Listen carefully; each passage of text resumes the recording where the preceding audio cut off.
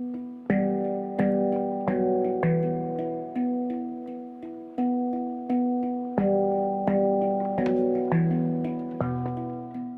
Leslie, are you still here, Leslie? I am. Okay. You want to ask your question? Yeah, my question was, it may be a bit vague, but I guess it's the burnout thing and trying to deal with that, change some things, and really this feeling of wanting to reconnect to my joy. And on the one hand, I feel like I've spent a lot of time, um, in the past while relying on the willpower because things I had to do. And then I noticed that I have the 18, Mm-hmm. which seems to be about serving joy. So I wondered if I should be putting some focus on exploring that. It's interesting. I've never thought of the 18 as serving joy. The way that I think about that channel is that when we bring things back into alignment, because the 18 is realignment or correction, it's when we bring things back into realignment, we experience joy, right? Okay. The joy Yeah. of the 58. And the 58 is joy, and it's been renamed the joy of mastery in quantum human design. So it is really that sense of mastery. But, I mean, here's the thing, Leslie, is that, you've got 3 defined motors, including the 2 most powerful motors. And so the only reason that you would have burnout is if you're doing things that you don't want to do, or you're just overdoing in general, just making yourself do things that you don't want to do, or making yourself do things when you don't have energy. And the thing is you do have that willpower. I mean, everybody has willpower. Okay. Just whether your will center is defined or not, everybody has willpower. But when you have it defined, it can be like you can pull on, like, let's say you're already burned out, but you feel like you really have to do something. Then, um, uh, you can draw on that willpower in order to make something happen. I'm just going to bring you up here, Leslie, if I can find you. Where are you? There you are.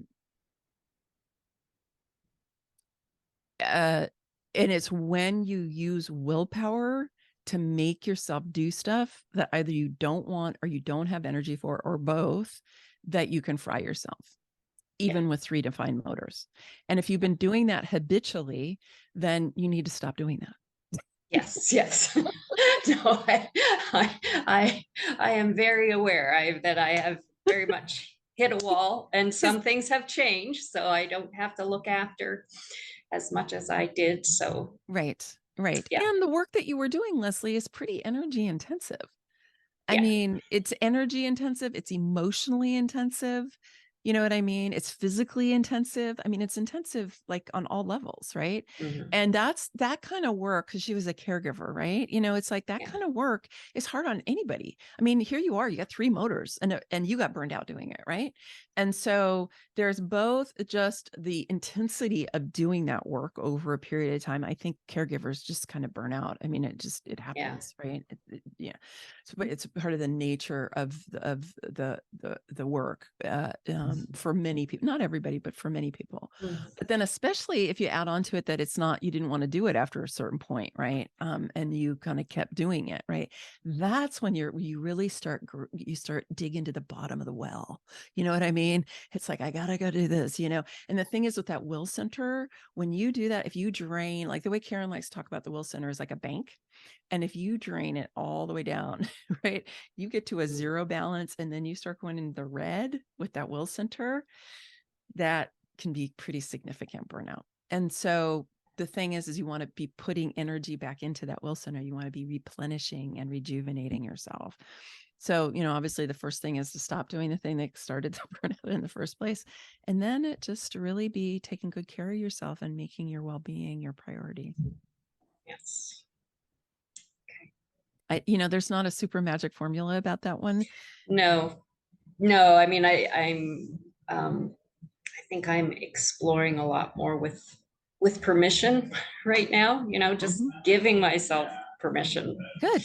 to rest when I need to, and yeah, do more. So Where did we ever get trained that we shouldn't rest when we're tired?